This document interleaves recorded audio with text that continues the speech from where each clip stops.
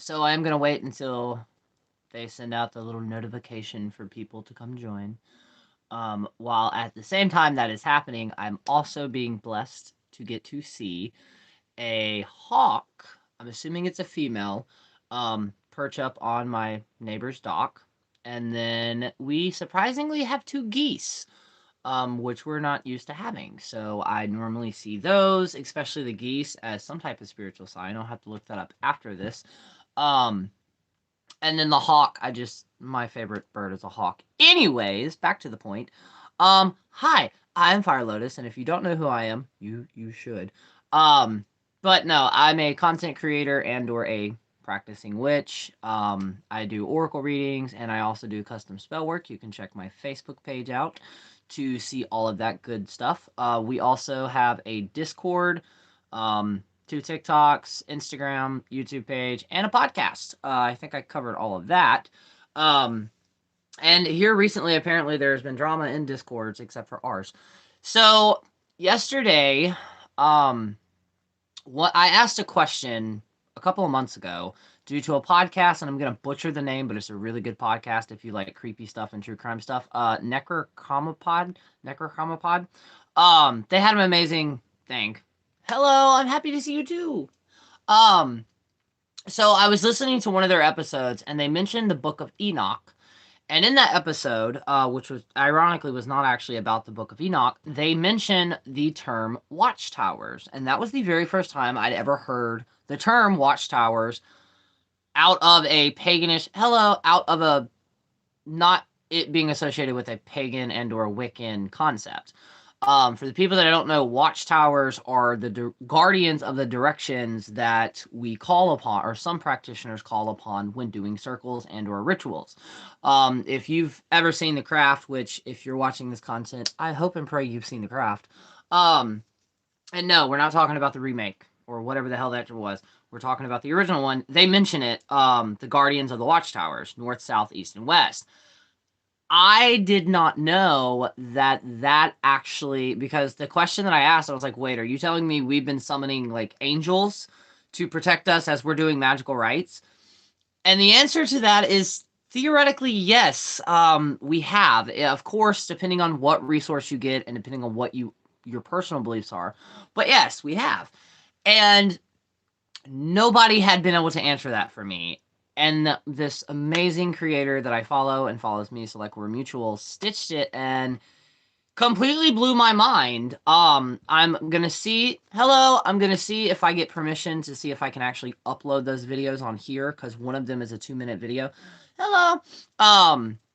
And it kind of sparked something, and out of that, and out of him breaking all these things down, for one, basically in a very very short kind of running through things, we all know about the angels that basically were earthbound. Okay, this, if you watch the Moses movie that they did or the Noah movie, it kind of, the rock creatures, those, right?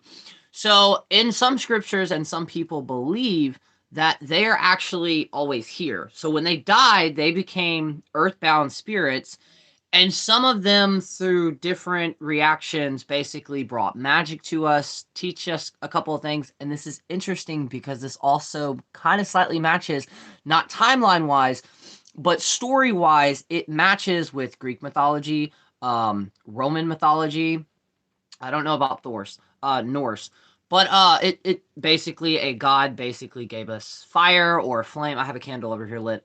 They gave us fire. Thus, also interpretation of that would be the Garden of Eve, where they bit the apple. The apple, thus being free will and us to actually question things, right? And I mentioned this yesterday a little bit too.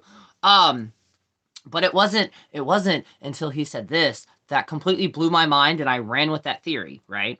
So fast forward after Cain, one of Cain's descendants was also taught by one of these, oh, I'm gonna say celestial beings, earthbound. Basically one of the angels. Now again, I'm paraphrasing some of this until I get permission to upload the videos. Um, and through that, he mentioned something that I myself, when I first started reading The Crooked Path, by the way, if you get your hands on that book, or if you can, you thank me later. It's an amazing book, and traditional witchcraft has also changed my own personal craft because In traditional witchcraft, they do not have gods and goddesses. Not saying you can't work with them or worship them, but in traditional witchcraft, of what we know it is here in America, they have two archetypes. That's the best way to describe what I'm about to say, which are the witch father and the witch mother. And yes, Bubbers is also joining us. He's sitting in my lap trying to stay warm. And it's really not even cold, it's just chilly. Anyways, not the point. Witch father. For some reason, ever since I've ever heard that term, I've always been drawn to it. Like, there is a primal instinct in me that is drawn to that. But if you read the book, and if you also check out my if you check out the episode that is called walking through the or scrolling through the woods with the traditional witch on my podcast, I actually interviewed one, Brian. Hello. That was actually one of the most played podcast episodes I have so far. And I've got to get him back on there. But I asked a question when he was describing working with the witch father, because there's a common demeanor that I've actually seen in a lot of practitioners who originally started out Wicca. Primarily, if you're in my age generation, that's why. But he also was Wiccan, but he worked with Pan. And I asked a question. I was like, so wait, what if, humor me, magic theory here, okay, none of this is right or wrong, it's just all questions. It was real filled. Degrees this morning when I took my kids to school. Holy shit, yeah, it's not that cold here in Florida. It's like 59 to like real feel 60. But for some reason, our trailer, no matter if it's like 80 degrees outside, it still keeps in that morning creep. But I asked him, I was like, okay, so humor me, right? What if the original witch father, which I'm about to tie into the conversation we were having earlier, right?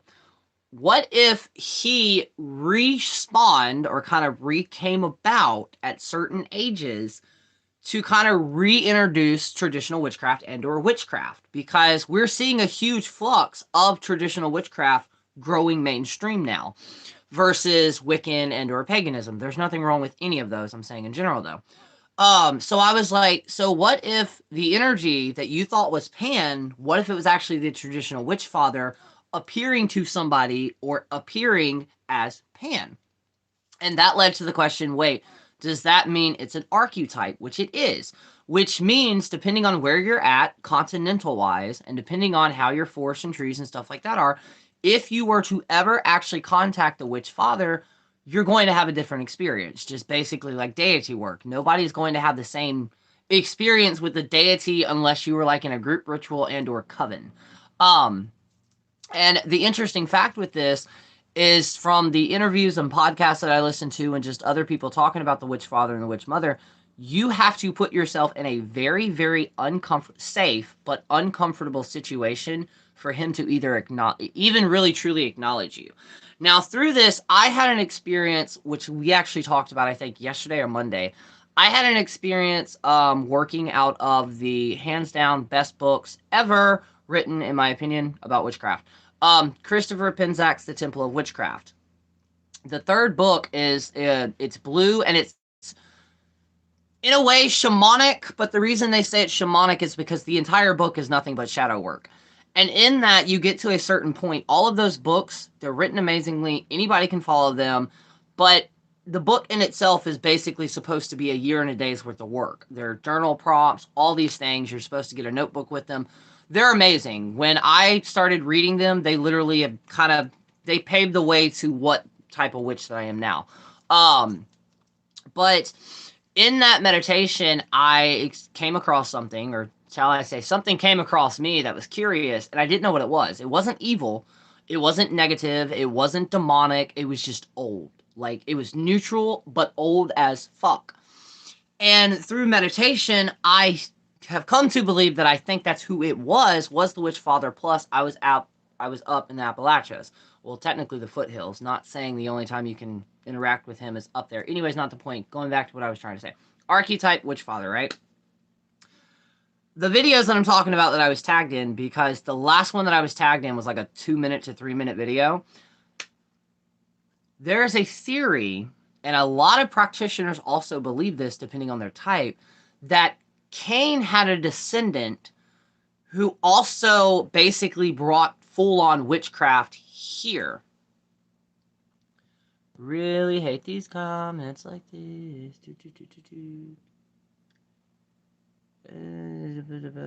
Bam.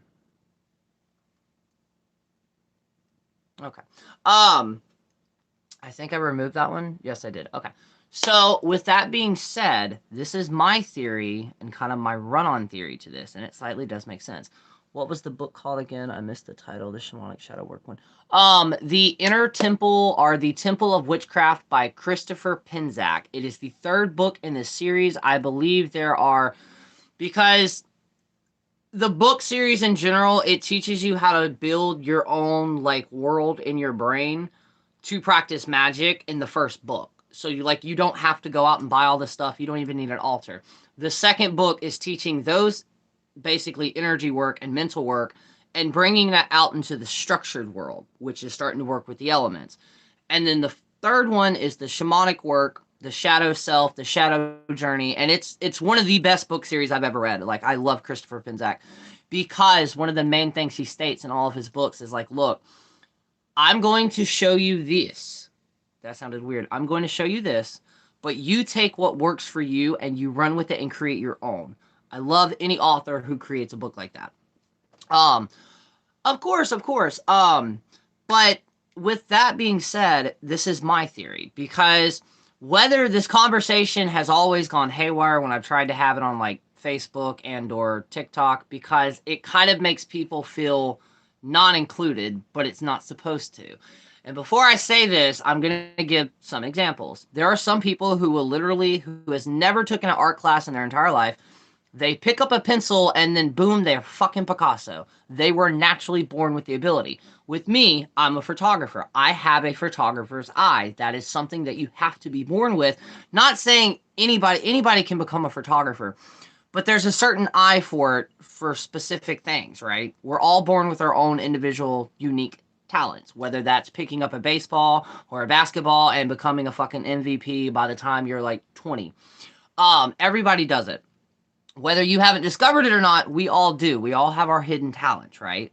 Some of those also being a innate ability, a natural ability to just, when you start to do witchcraft, it just, like, you're really, really good at it. It's a natural thing. It just comes to you. I being one of them. Did I know what the fuck I was doing back then? No. Do I know what the fuck I'm doing now? Kind of. I'm still learning and growing. But with that, here's my magical theory with this. And I wish I knew the people to actually try to test this. So we know with blue eyes, like genetic wise, with blue eyes, at one point in time, nobody on Earth had blue eyes. And then all of a sudden, one person was born and boom, they have blue eyes. I'm recently started working with Holiday. Have you gone about the awakening way? Come back. Come back, comments. Oh. There we go. There we go. I didn't see that. I recently started working with Kaluna. Have you gone about an awakening this way so far? It's been a fruitful experience, but a good one. I haven't actually. I mean, I've had spiritual awakenings, but I have not worked with that particular energy, is what I call them. But right. So some point in time in history, a person was born with blue eyes. Thus, that genetic mutation, which there's nothing wrong with that, was passed down periodically, right? Thus, we have people now with blue eyes. They can all be linked to one person, right? So the people that naturally, and in Southern Cunning, the book, he mentions a concept that I love, which is witch fire and witch blood. I'm also going to explain that because I fucking love it, and it's kind of what I'm saying now. But what if the people like us that just have naturally being able to pick up magic and it's just a natural thing that comes to us, what if we're all blood descendants from the descendant of Cain? It would make sense. It would make sense why some people can just pick up the occult or witchcraft and run with it and just. Now, what I mean by that is naturally come to you. I mean the knowledge comes to you. I mean working with energy, doing spell work and stuff like that. I've always known that I was weird, but it wasn't until like I picked up the book that wasn't even really about. It wasn't a spell book, but it was a book. It's called Cauldron of Witches: The Story of Witchcraft. It was made in like the fucking 70s. But I randomly found it at a library, and at the very end of that, after reading, and basically all it is just a book full of lores and stories about witches throughout the world. But at the very end of it was the Salem witch trial that at that point in time in my life, I had no idea existed. And then fast forward, Scooby-Doo and the Witch's Ghost, I first heard the term pagan, or no, Wiccan, which I think they actually used Eco-Wicca, but Wiccan. And I was like, what the fuck is this? I started researching it, and holy shit. Also, interesting fact to blow your mind if you grew up in the 90s and you watched Halloween Town. The first Halloween Town, they actually mentioned the term Wiccan in the very, I think it's like the first 5 to 10 minutes of the movie. I never knew that until TikTok. But it makes sense. Like that, and to further this, the concept of witch fire and witch blood, I should have brought the book in here so I can read it out of it, is basically there are people that genetically, as in you've had practitioners in your family for years, not 100 years, but for years, so therefore it's kind of just like certain psychic traits can be passed down through the bloodline, right? We also know that recently we did find out that it almost like the game, and I hate comparing this shit to like games and movies, but Assassin's Creed. They actually found critical evidence that that's kind of first time I heard pagan and was simply told it meant a country folk. Oh, I've never heard that actually. Actually now thinking about that, that does make sense. But in Assassin's Creed, they tap into a descent, a person of the person they're trying to get, and they tap through the memories using their blood.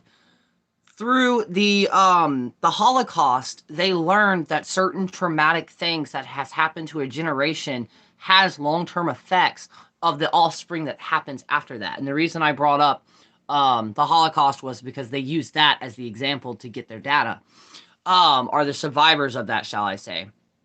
So that's witch blood.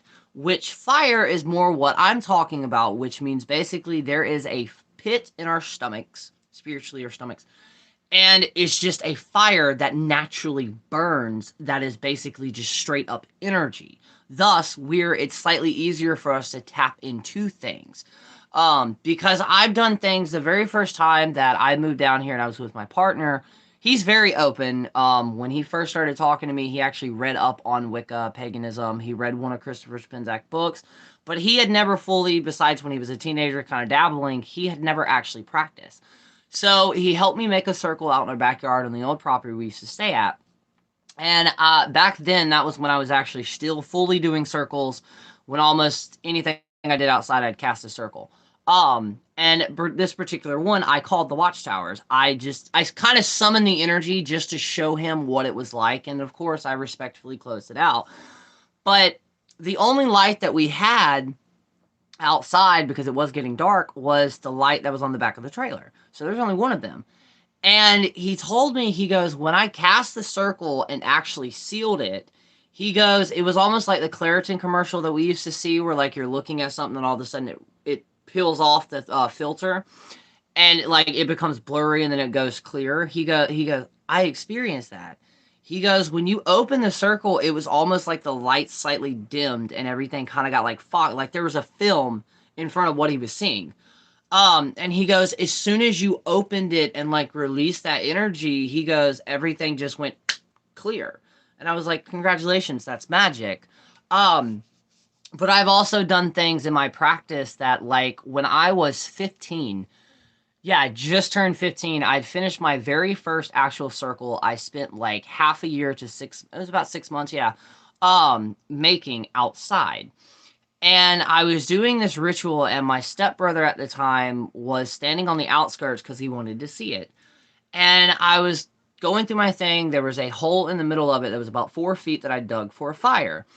And so basically a circle in a circle. But I had a step stool out there, and I stepped up, and I went to drop a couple of things, a couple of herbs to kind of finish it out into it. And back then, I was still kind of getting out of Wicca. In Wicca, they teach you, which they should, it's technically it's taught in all things, but I haven't really heard a lot of practitioners talk about it. When you're doing a ritual and you're raising energy, for one, that is one of the main points of a circle is it's a bubble, which means the dancing, it's the eightfolded path is what I believe it's called, which are 8 different ways to either heighten or lower your perspective, aka your energy, basically. This goes with dancing, drumming, breathing, all different types of things, right? That's what you're supposed to do. The point of a circle is to raise and build as much energy as you possibly can, and then when you release it, it's almost like a firecracker going off. That firecracker is your energy and your spell being shot out into the universe, right? But with that, you also draw in a lot of energy.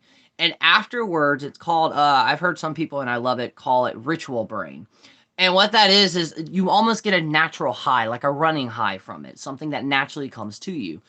And depending on how your body reacts to that, it can actually cause physical symptoms. You can be completely drained and wiped out. You can have a headache. So they teach you grounding techniques, but there are two specific techniques in Wicca because they're very, very heavy on the goddess and god of how to release that back into them. That being one, you hold up your arms like this. Yes, I know I have deodorant right there. You hold up your arms like this, and it's the goddess format. And then the god format is you hugging yourself. I've always been really, really drawn to the goddess, so I did the goddess stance. And I did not figure out what the fuck happened, what I'm about to explain, until I was about 25, okay, by another practitioner after I explained it to him. But in that moment, when I did the pose, and then I dropped the last bit of herb that I had into the fire, and all of a sudden I was looking up, it was a clear sky, and where I was located at, you could see some of the Milky Way, like it was very, very clear. And all of a sudden, it was like, next thing I know, it was like I was shooting through the stars. Now, at the exact time this is happening, I'm starting to see little black dots form out of the corner of my eye and kind of take over. And it all happened in like seconds, but how I was experiencing it was almost like 5 minutes long because it was like I was soaring through our sky and then hit into space, and it was like I was connected to everything. I could feel everything. I could hear everything. It was like I became one with the goddess.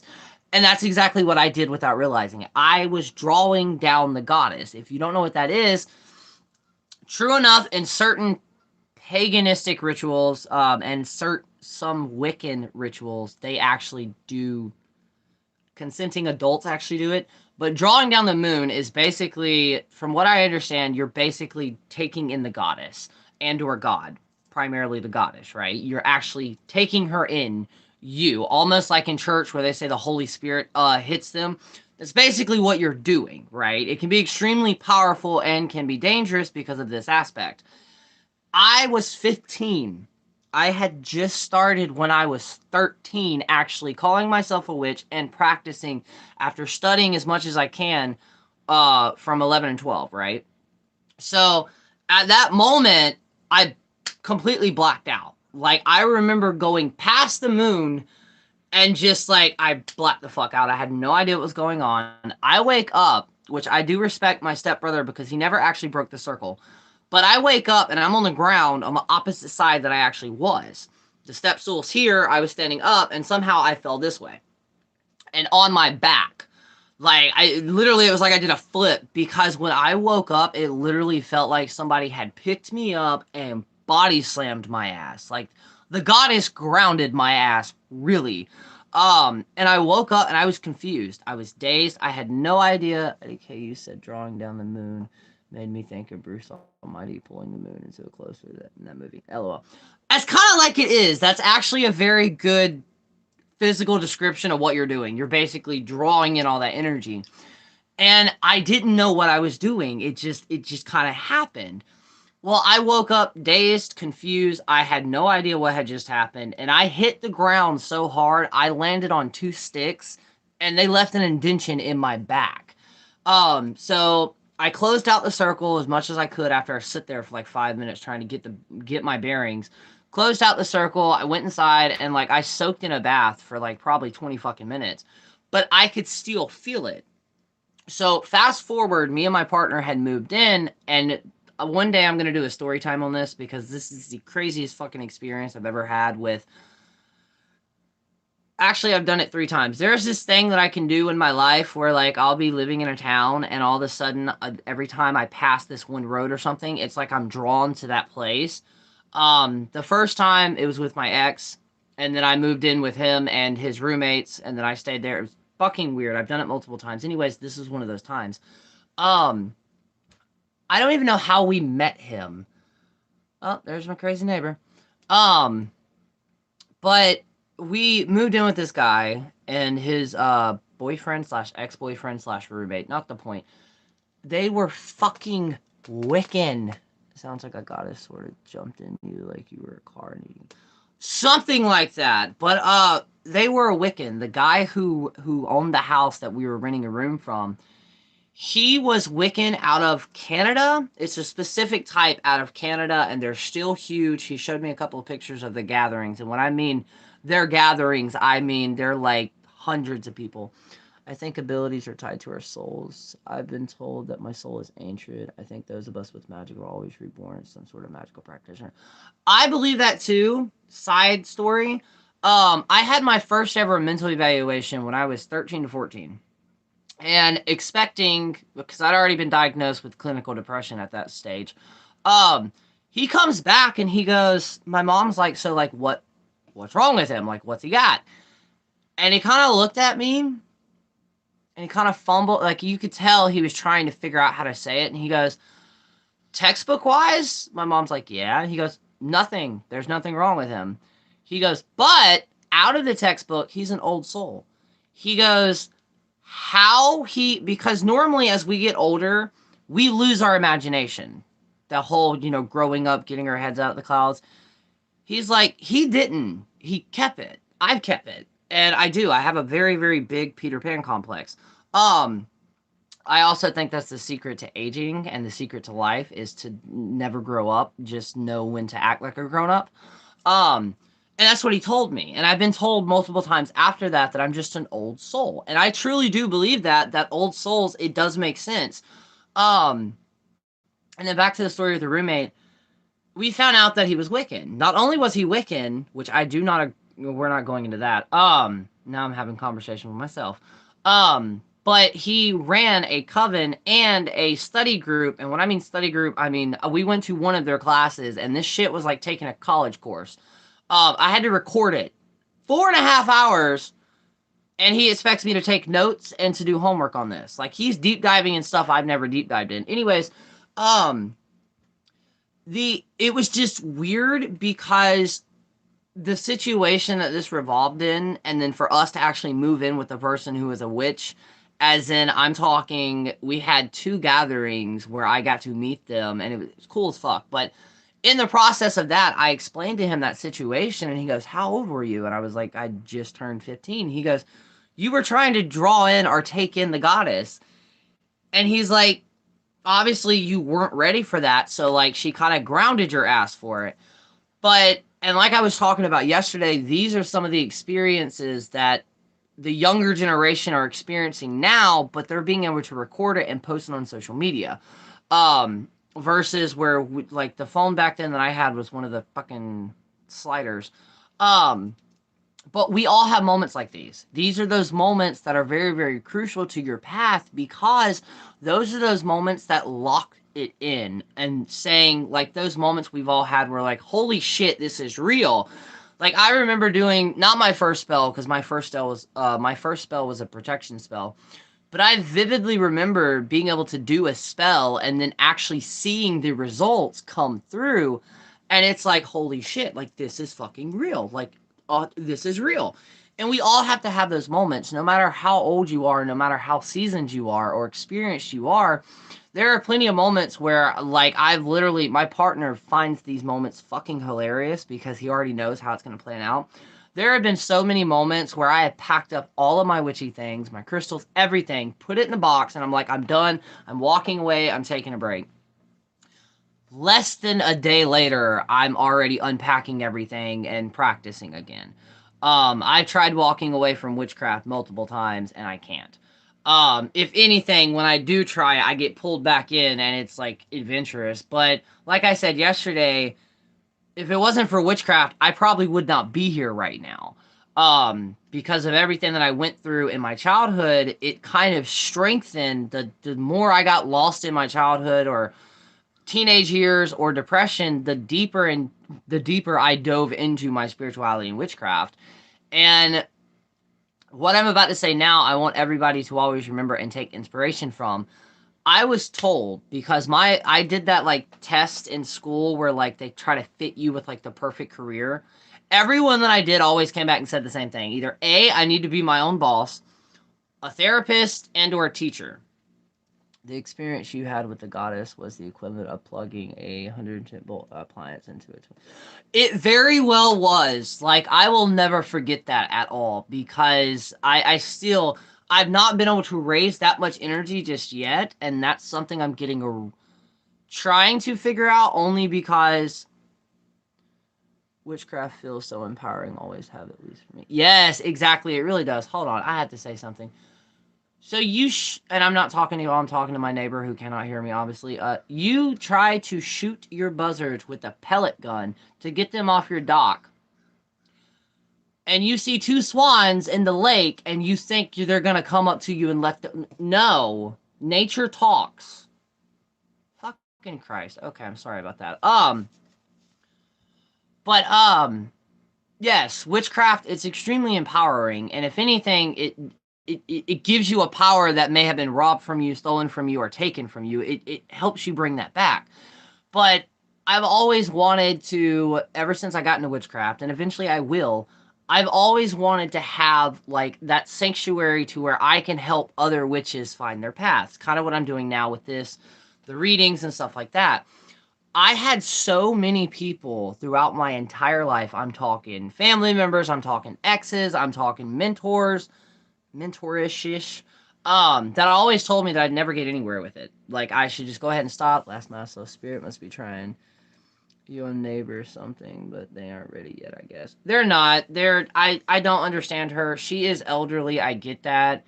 But like, she has this perfect looking yard, perfect waterway. She has this dock nobody uses.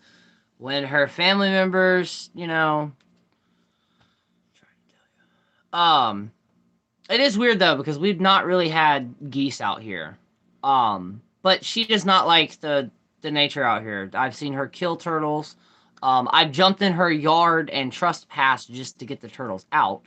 Um, and now the geese are running the crows off. But anyways, I had so many people tell me that I'd not get anywhere. I wouldn't do anything. And now look where I am now. I started this on my original personal Facebook, and then I started having people come to me out of the fucking woodwork, like, you need to be a teacher. And I'm like, I'm not ready to be a teacher. Like, I'm not experienced. Now, with that being said, do I know what I'm doing still with all of this? No, I figure it out every single day. A lot of people have asked me, how do you get so confident behind the camera? I practiced. On top of that, I'm more comfortable behind a camera right now than I am in like physical life. Um, but I practiced. I would get my phone, and if you've been keeping up with me for like since I started this, you would know that like the phone that I had before was 10 years old. So it was very, very low quality, but I would literally sit in front of it and I would just talk. And then when I started it out on my personal Facebook, my theory is those people felt your power and it freaked them out, so they tried to put you down. Exactly. Honestly, I agree with that. Do I agree with that. And I didn't know it, because the trauma that I experienced, I have very, very low self-esteem. I hide it and I fake it a lot, but I do. And one of my faults is I never fully see what I actually do for everybody. Which I kind of like that though, because that means that my following and anything like that, it should never go to my head, because I'm humbled. Because I hate when creators get that idea in their head that like, oh, well, I have an army of 1,000 followers. You wouldn't be here if it wasn't for your followers. A lot of people forget that. I don't, because I literally would not be here without my following, without my followers. And over the course of, I think I've been doing this now for 4 years. Over the course of 3 to 4 years, I went from just having a Facebook page, going live on there, getting a couple of hundred every now and then, not views. I don't think I've only done that like 3 or 4 times. And then I started either reposting them here on YouTube, or I started making YouTube videos. They're always like this, because like if I turn like this, it looks weird, and I cannot, like, I can't it's too weird for me. Um, and which I am. There are plans right now in the work for hopefully to me to get something else that I can start doing these on versus my phone. And if that happens, the quality should change in a lot of things. There's just a couple of red wires that I got to work out, and hope and pray my stepfather is in a really, really not stepfather, father-in-law is in a really, really good mood. But through that process, and when I finally got the upgrade on the phone, we have the Facebook page. There's also the Facebook group. If you're interested, you're gonna have to message me on a platform, because it still is a private group, which means I have to send you a link. And I think there's only like 50 people in there. It's very small. And then I got to create the Discord, and then I got to grow TikTok, both of my TikToks. I mean, I have a Twitter, but I don't really use it personally. And then the podcast. And through that, I've been able to help, not only help so many people, I've had so many people be able to help me without them realizing it, but we also actually created a community where like everybody's welcome. There's no such thing as a dumb question. Because if you don't question things, then for one, you're just going to go through life confused, but also I've always viewed people that question everything intelligence. Not saying if you don't, you're stupid, because there have been so many times I should have asked questions, but due to my anxiety or like social awkwardness, I did not. But I learned in a good book, philosophical book. It's called Sophie's World. It's actually really good for kids too, because it literally was like, it breaks philosophy down and the reason of like why it's a good thing and why we still have it, of like questioning everything. But it revolves this girl, Sophie, receiving these mysterious letters, and like these letters are kind of making her question things like, why do we have cows? Why do birds fly? All these random things. There we go. I've been following you on TikTok. Love everyone I've seen so far, and a lot of reasons of why I enjoy listening to you. Oh, thank you. I forgot about TikTok. I have two TikToks. Not TikTok. Yeah, TikTok and or Instagram. But in this book, Sophie's World, and it's actually written for like kids and or like young adults. And the entire book is just her kind of trying to figure out who's sending the letters and why. It's a really, really great book, though, but it will make you, like, question everything. Like, I'm that type of person where I've asked and nobody's ever answered me, what happens if a bird is born, but they're afraid of heights? Like, how does that dynamic work? Because, like, recently, thanks to crows, actually, and this is so fascinating because it also goes into animism. There we go, animism. Um, for the longest of time, we've always said that we were the smartest, most intelligent beings on Earth, due to the fact that we're self-aware. But that's where we were wrong, because watching crows and ravens, we realized that we were comparing our smarts to a bird's smart or to an animal's intelligence. That would be like, there's a saying where it's like, a fish and a bear. It is basically like, I don't know, basically stating that, like, yeah, you can make fun of a fish for not learning how to fly. They're not meant to fly. They're meant to do this. I butchered that analogy, but what I'm trying to say is we learned that we were comparing animals to our intelligence, when in reality, they're on a different fucking level of intelligence. And through that, I believe that study also helped what I think two countries have done, where octopuses, octopus, squids, and I think crabs, they've, in the UK or in a part of Europe, they have been deemed self-aware, which means we finally said and finally proven, hey, they understand, they can feel, they are sentient beings like us. We are sentient, we are self-aware. They are too. And to live in a world right now where we just admitted, oh wait, no, holy shit, humans and the God complex, we got so wrapped in us being the top dog that we just assumed everything else below us was stupid. In reality, it's the exact opposite. Like, I recently saw a video and an article. There's a place, I want to say it's Indonesia, but I could be wrong, where there's a war going on right now, but not with people. with monkeys and dogs. Yes, thank you so much. That is the saying I was trying to do. If you judge a fish on its ability to climb a tree, you will always see him as a fool. Yes, thank you so much. Seriously, thank you. I love that saying so much because it's so true. Like, yeah, there's a lot of things I can't do, but the amount of random knowledge that I've absorbed, and what I mean random, it slightly bugs the hell out of my partner sometimes because out of nowhere, I'm like, so did you know that, like what I'm about to say? Literally, I look at him one day and I'm like, so did you know there's a war currently going on? And he'd be like, what the fuck are you talking about? And I'm like, so, and I believe it is Indonesia. This monkey, I actually think octopuses are more intelligent than humans, to be honest. They're a whole nother level. I do too, honestly. Like, I fully do. Not to mention, they're great escape artists. But in this, like, little community, apparently there's a war going on with monkeys and dogs because one of the dogs accidentally killed one of the monkey's babies. Interesting fact, apes and monkeys, they will actually willingly almost kill themselves to get revenge. Like they are vicious people. Wow. They're vicious species, especially when it comes to their babies, right?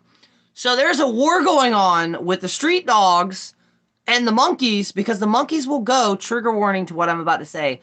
The monkeys will go and steal puppies and take them as high as possible and just drop them and then repeat the process. And then there have been incidences where the humans have stepped in to try to stop the monkeys from hurting the dogs, and the monkeys turned around and started attacking the humans. We also just witnessed that monkeys, on all the aspects of monkeys, primates, they're moving into basically the rock age. As in, we saw there was that viral video of a monkey sharpening a rock and testing it multiple times. I know you help me a lot, and I appreciate you so much. Sometimes I get scared to ask questions. Oh, please don't. If you ever see this, if you replay this, whatever, please. There's no such thing as a dumb question, especially when asking me. I may not be able to give you an answer, but I will at least try to find you resources and or direct you to people that know more about it than I do. But yeah, no, there's no such thing as a dumb question at all. Trust me on that. But like the monkey that I was talking about, we witnessed it sharpen this rock repetitively and test it until it successfully broke the actual glass. And then that cute video where you saw the water, I think it was a water buffalo, I think. There was a tortoise in its enclosure and it had flipped upside down, and you literally see the fucking water buffalo go up to it and flip it around. And then when you had the people cheering on for it, it was almost like it actually understood what it was. My cat Bubbers, I talk to him like I'm talking to y'all now, which also means when he annoys the hell out of me because he's got this thing with his plate, because he actually has his own little plate. He doesn't have a bowl. He has his own little plate. So when he gets fed and he needs more or he wants more, he will repetitively pick it up and slam it down. Pick it up and slam it down. He knows that if he makes that noise, eventually it's going to bug me enough to where I'm going to give him food. But since I talk to him like I'm talking to y'all, because cats are and dogs, they're way more intelligent. If you talk to them like a human, I guarantee you some of the responses you're going to get out of them are not cat-like. Like, there have been so many times where I was talking about him and he would randomly run in the room and just kind of stare at me. He also freaks my father-in-law out so much, and I have no idea why, but apparently my father-in-law woke up, and the way that we have our house set up, because originally it's just me and my partner, it's not normally how somebody would have a trailer set up. And fucking one morning when he was leaving to work, apparently Bubbers was laying on my chest and just staring at me in the face as I was asleep. And he's like, there's something wrong with that cat. I was like, there's nothing wrong with that cat. I was like, he'll probably kill me in my sleep one day, but no, there's nothing wrong with him. Oh, the hawk's back. Hello, Freya. Like, I'm that weird person to where, like, when I'm sorry, I was trying to move you. Damn, come on. I'm sorry. I didn't mean to fucking bend your tail. Sorry, the cover that I had on is just getting a little bit too hot. I'm sorry about that. But I talk to crows. I read it in a book that, like, magically speaking, it's good luck to greet crows. So morning, noon, or night, whether I'm in public or here at the house, outside, my neighbors probably think I'm crazy. I talk to them. They also love spaghetti noodles. Every time I throw out spaghetti noodles, they're like always down there. Ravens, hawks. If I see a bird, even buzzards, I will talk to them verbally. My neighbors probably think I'm crazy. Um, but I've seen, especially with hawks, I have a very, very unique um relationship and connection with them. There we go. And I actually recently found out that I think it was Freya who was with me this entire time where I was seeing hawks. LOL, I've told my cat and dog both that if I die before they do, they'll have to eat me. My cat probably would. Bubbers totally would probably eat me. And then Bubbers has a girlfriend once she gets a little bit older. Soot, if you've seen it on TikTok, I don't think I've posted it anywhere else. We had a litter of kittens, and there are 3 of them, and ironically, I think all 3 of them are girls, but there's one particular one that I named Soot. Yes, if you know that movie reference, it is from that movie reference, one of my favorite ones. And they're starting to like develop their actual personalities, and it's so freaking cute because I'll walk outside and no matter where this kitten is at, it will run up the porch and greet me like a dog. And at nighttime, due to the fact that it's solid black, it just looks like this little soot ball is running around. So I was just like, you're soot. The other one is called 12 Steps. It's a joke. It likes to hang out on the steps at nighttime, so if you're walking down without a flashlight, he's gonna trip you. So my partner one day when we were barbecuing, I think it was on Christmas actually, no, it was on Christmas. He goes, yeah, we're gonna call him 12 Steps. So we have 12 Steps and Soot, and then we have a black and white one, kind of reminds me of like a farm cat. I did the same thing with crows and ravens, not to mention there are numerous goddesses and gods associated with crows and ravens. Exactly! Like, I grew up, old wives' tale, that's also part of Appalachian folk magic as well. I was always told that if a robin or a redbird flies out of nowhere and sits down in front of you, or like, kind of gets your attention and he stares at you and then he flies off, you're kind of supposed to greet it, but you're also supposed to make a wish because what that's symbolizing is an ancestor or spirit that is there telling you, hey, you know, it's okay. You're going to get through this. And that's what I want to start telling more people, which, the Spirituality 30 Challenge, I've got to change the name of that. But I've had so many people and questions about how do you work with your ancestors? Like, what if you're adopted? It doesn't matter because they know. They know that I went to a psychic and got a psychic reading for I think my 25th or 26th birthday. I want to say 20, no, because I'm going on 29 now. Anyways, not the point. In that one, what came through was my ancestors were waiting for me to reach out and talk to them, but I hadn't actually stated that I wanted that. So she's like, just get a cup of coffee in the morning time and just sit down and just like tell them, hey, I am open and ready to receive, and then start talking to them. Thus, that idea birthed what I call the 30-day spiritual challenge, which is basically, and once you do it, you'll do it more than 30 days. I haven't stopped since. In the morning time, afternoon, whatever your life is, fit it around your life, whether you drink tea or coffee, take like 4 or 5 minutes out of your day to sit down and have a conversation with your ancestors like they are sitting right here. And it's okay if you've never met them. Introduce yourself. Kind of catch them up on what's going on in your life. Don't expect an instant result, though. What's normally going to happen and how it worked for me, I started getting phantom scents.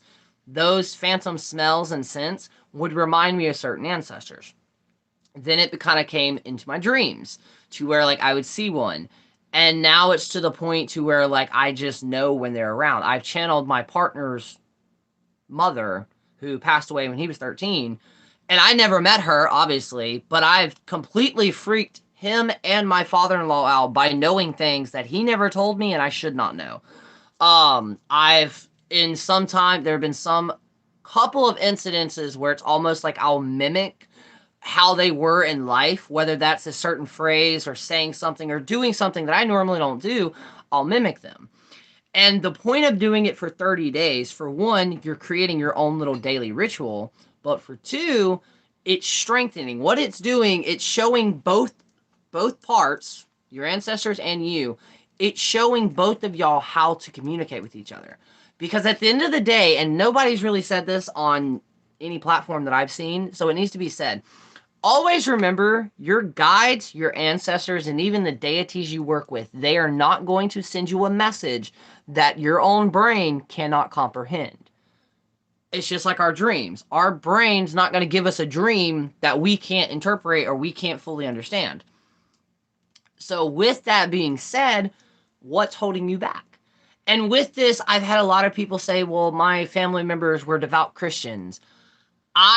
You may not believe this, and that's okay. I personally believe that when a person passes over, some of the human things like religion and stuff like that, in other words, they're not going to judge you. I've had conversations with my aunt before, and me and her had a very, very, very complex distance relationship due to my lifestyle. Um, and I've had conversations with her. And it's so cool because when you start doing this, you'll realize in other signs that your ancestors are there. Have y'all ever had a bad day and you get in your car or you walk into a store when they're playing music, and then all of a sudden a song comes on that either A, soothes you, B, reminds you of your ancestor or a friend or something like that? That's them saying, hey, we're here. Like, for example, crazy one. My mom, who's also Christian, Southern Baptist, no, technically she's Pentecostal now, not the point.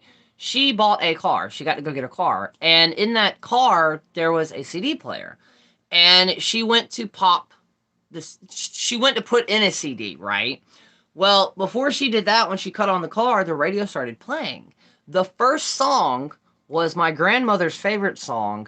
The last song on that CD was the song that was played at both my grandmother and her sister, my aunt's, viewing after they passed away.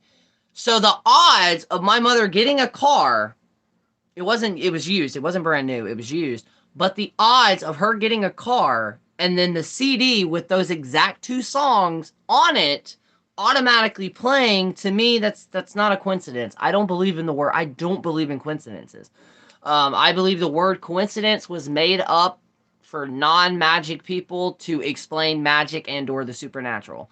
Um, yeah, and like she called me crying, and I'm like, "Oh my God, are you okay?" And she explained it to me, and I was like, that was Aunt Tammy and Nanny of saying, "Hey, we're here, we see you."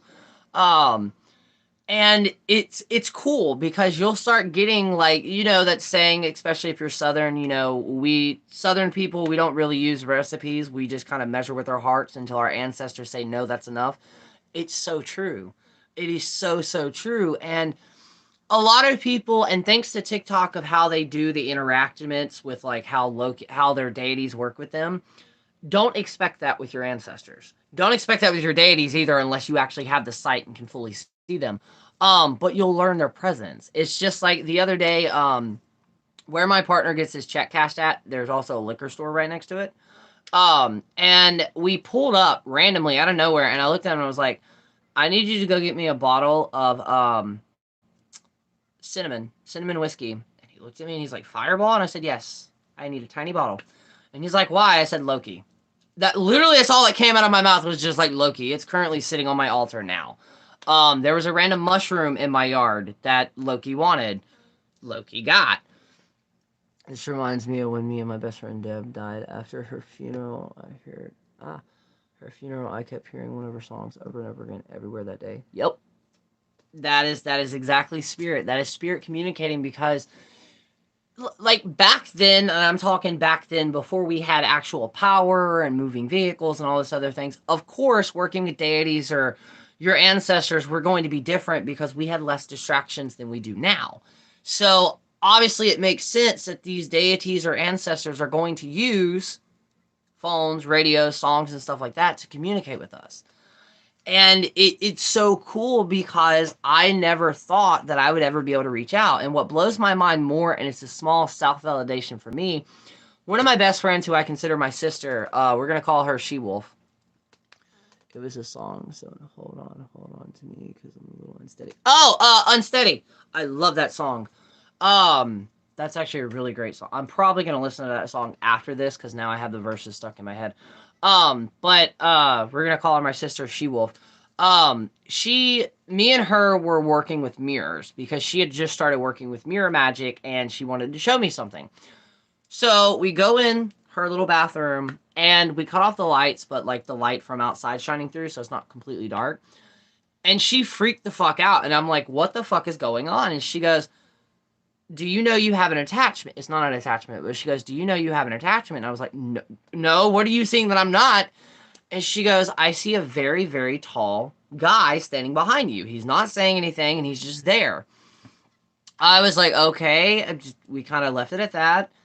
And then I've gotten 3 other readings from complete strangers, as in they would not know this about me, that have all said the same thing. I have a very, very tall ancestor that stands behind me, and he's been with me. He doesn't do anything except for hang out with me. And until I reach a certain point in my own personal growth, he's just going to be silent. And once I get there at that certain point, that's when he's actually going to start interacting with me. But to have that validated between shit 10-year time span is insane to me. But that's also validation that this shit is real. Um, but we're all going to experience it differently. And that's what also people have to realize is there are different types of readers, or psychics and mediums. I used to call myself psychic. I'm not. I used to call myself a medium. I'm not. I have claircognizance, and then I may have a little bit of like well, no, I wouldn't consider myself a medium. I don't really channel the dead.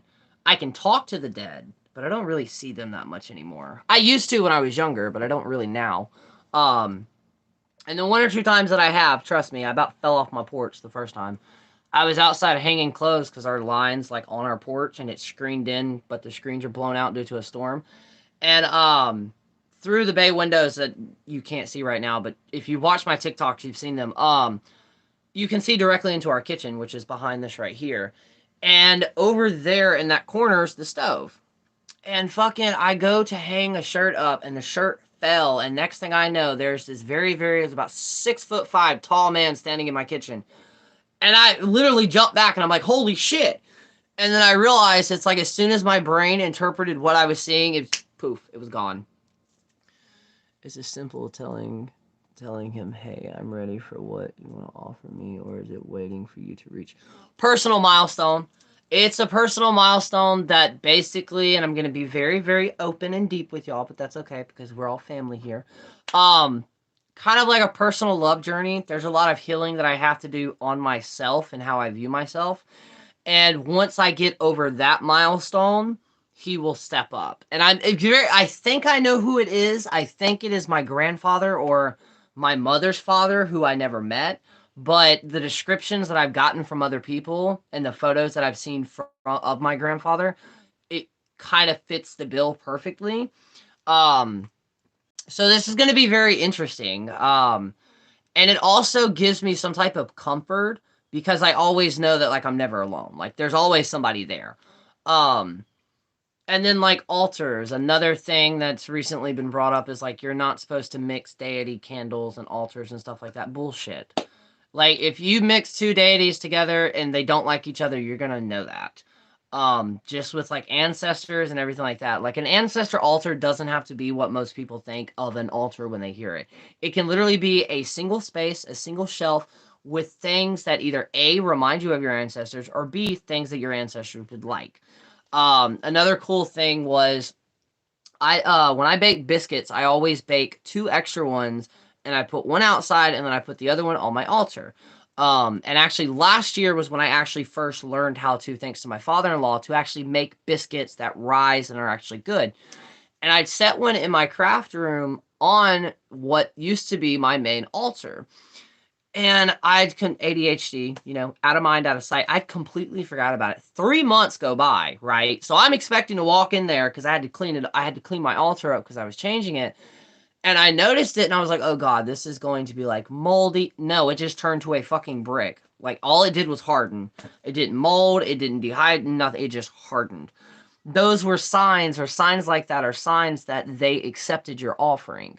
Um, There's one where like we've seen the videos with the wine or the meat, and it basically just dehydrates and turns to like a concentrate. It all depends on your craft and how you view it. But always know that like, yes, working with deities and spirits can be tricky. The number one things, unless you know that your life is set on a strict routine, you yourself are gonna know how unpredictable your life can kind of be. Okay, it did not cut me off. We're officially at an hour. I'm super excited about this. But don't necessarily set up rituals, and I'm not gonna say deals, because when I say deals, a lot of people are like, oh, deals with the devil. No. Um, if you're going to tell your deity, hey, I'm going to do this every Monday of every week for the next month and a half or 2 months, stop. And then you forget, there can be some type of consequences depending on the energy you're working with. And I'm not trying to scare anybody, but this is also a reality of working with divine beings. One of my old coworkers, and I also have to apologize to this, and YouTube, I am of age. I'm about to be 29. I'm about to smoke a cigarette really quick. I am still trying to quit. Trust me on that. But, you know, the world's getting crazier and crazier every day. But one of the coworkers that I used to work with, was a practitioner. Actually, most of the coworkers that I used to work with at this one place were practitioners. Um, she worked with Hakate and the Morgan. Very, very, like, I would say high up there as working with them. And she had promised, I think, Hakate something. I don't exactly remember what it was, but a lot of shit happened right after that, and she'd completely forgotten to do what she said she was going to do. And then two of her dogs got really sick, and one of them passed away. And in the motion of her trying to take care of her dogs, for some reason, when she looked at her altar, what she was supposed to do was highlighted. And it clicked in her head, oh shit, I forgot to do this. Now, I've not had, the only story that I've had about this, and I've talked about this, so I can talk about it. I was in a very, very not good situation. There we go. When I was just turning 18. I believe it was 18 or 19. Anyways, I did something I never do. LOL, some deities can be touchy, like Santa Maria has to be on her own altar. She don't like to share space. She don't mind working with others. I've heard that she actually, respectfully, she is one of the deities that I would not really work with, just because I know I can't get enough research about her. So there are some pantheons and some deities that I will not reach. Like, I recently just had 3 Infernals reach out to me, and I'm still processing that. And when I mean they reached out to me, I mean, I made a video about it. They kind of appeared as animals or insects, all 3 of them, same time, randomly. Could we ask Spirit to remind us what we offered if we were forgetful? Of course, of course, of course. I primarily mean, like, if you were to work with the deity and ask them, hey, if I light this candle every Wednesday of every 2 or 3 weeks, some kind of thing that you would have to do for a time, and also, could you help me with this? The offering would be me doing this. So say you get the job you asked for, and then you forget this, and then you get laid off for like a month, something like that. It can happen. It just depends on the dynamic with you and the deities that you're working with. And like it was just said in the comments, every deity is going to be different. Check out Deal More on here. She's a devotee. Lots of good information. Oh, thank you. I definitely will. The only 2 incidences that I've had like that, I'll tell the funnier one first. The witchy roommate that we used to live at, there was this old stump in the back of the property, and the landlord had ran over it with a lawnmower, and apparently there was a gnome in it, or I'm gonna say a sprite. There we go. And he placed it in the room that we moved into, so like he had to tell him, hey, you know, we're moving in. And his dog got elf shot shortly after that. Literally, dog walked in, was sniffing, and it went to go into the closet, and all of a sudden it yelped for no reason and ran out of the room. So I picked up the piece of wood, and I was like, how about this? Do you like beer? And the guy, our roommate, was like, yeah, I'm pretty sure he would like beer. So I was like, all right, how about this? I'm gonna put you out here on our little porch, because we had this like little porch connected to our room, and I was like, I'm gonna put you out here, and every full moon I will give you a beer. I did that except for like 3 full moons, and 2 of our cats got sick that we were staying in the room. They fully recovered, but they got sick. I associated with I did not fulfill my end of the bargain. Now the other one, um, I've never really worked with male gods before. I don't know why, I've just never been drawn to it. So I was, like I said, I think I was 18 to 19. And I was with an ex and our roommate, and we were supposed to go somewhere. Well, we basically, this entire time, I've been trying to get out of this situation and go back home, versus where I was staying then. And for a week straight, I called upon every god that I possibly could. And I'm like, look, I don't care what happens. I just want to go home. Please be careful how you wear things to gods and your ancestors, because they will take that shit literal. And I gave an offering. Fast forward, it was a Friday. Me and my partner had been drinking. My roommate had not, because she was driving. So we start to leave, and her dash lights do not work. End of the story. We got arrested. We got stopped by a cop. We got arrested. I had weed on me. I got a misdemeanor. I was only supposed to have 6 months on probation, right? A year and a half later, I finally get off probation and move down here. We're not going to talk about the fact that the last court date that I had was in November of said year. I did not learn that I was off probation until January of the next year, because nobody notified me and let me know that the judge changed his mind and actually just let me go. Because I'd paid off my court costs. I'd went to every probation meeting. I went to all the NA counseling therapy classes. Everything I'd possibly done, passed every drug test. I was working. And that day changed my life, because I was calling my lawyer to see if I could get it transferred down here. And she's like, wait, who's calling? And I told her my real name. And she goes, nobody let you know? And I'm like, let me know what? And she goes, you've been off probation since November of last year. Considering I just left my probation officer earlier that week, I was like, no, nobody told me this. So I walk in to the company that I was working at for 2.5 years, and I looked at my manager and I said, you're not going to like this, but I'm moving to Florida. And they're like, wait, what? And I was like, yeah, I quit. And I literally walked out. A week and a half later, I was down here. Did not let anybody know except for my mom, because she helped me. But I did not notify anybody on my social life until I hit the Alabama-Florida line. And that was when I posted a picture, and it's like, Florida, welcome to Florida. And I was like, yep, knew me. And I've been down here ever since. Off and on, off and on. But for, I think, 5 years now I've been down here. 5 or 6. Best decision I've ever made in my entire life. And it's also very interesting, too, because this is the funny part that I laugh at all the time. In Alabama, I never felt connected to the land, because I was constantly moving. I was like a vagabond. It wasn't until I moved to Florida, found out about Appalachian folk magic, and also found out that I grew up in the foothills of the Appalachians. It's fucking weird. The energy here, though, in Florida, it's extremely intense. It can be. For one, there is a huge native presence, especially where I'm at now, because we have a lake. That's been here. It's a natural spring-fed lake. But, like, some of the other locations that I've been to here in Florida, the forest is alive and well. Like, holy shit. But yeah, I think that's gonna be it to today. I know it's kind of, I know a lot of people use these as background noise. Sometimes when, like, because I know YouTube is so weird.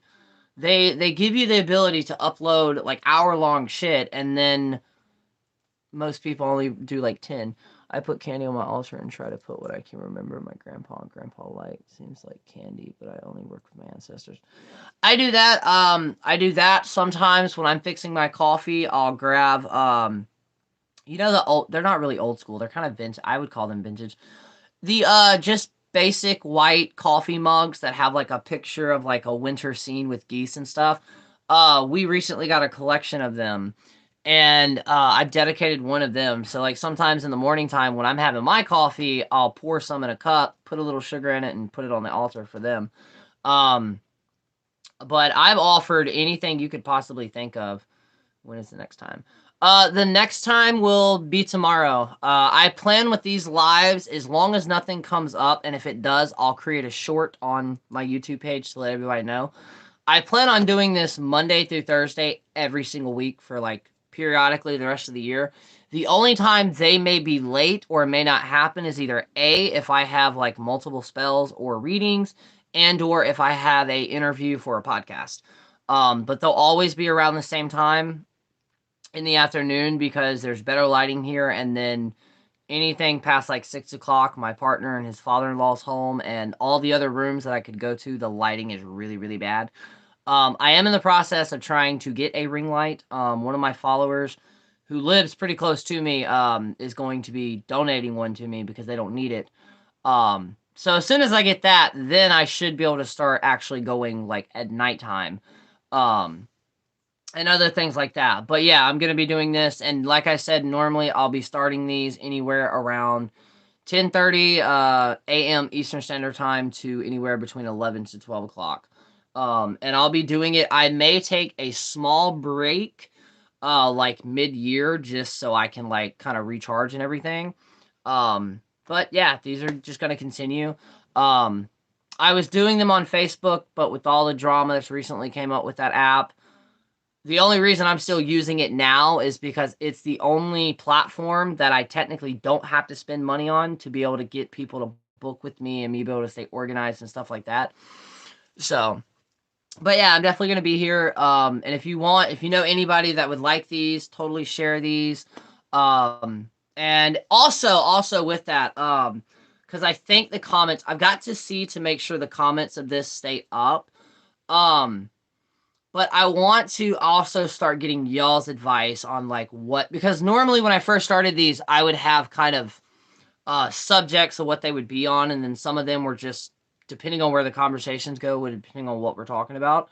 Um, but I do want to start slightly getting more organized. So in the comments of this one or a random video on my profile, drop some comments on what y'all would like me to see talk about. Because there's so much stuff if you're not following me in any other platform and you're only following me on here. There's paranormal experiences I've had. I used to ghost hunt. I've been to multiple ghost locations. I've done 2 exorcisms on land, not human. Um, fuck. I've done a lot of crazy shit. And I've had a lot of weird things happen as well. So, but yeah, that's gonna be it for today.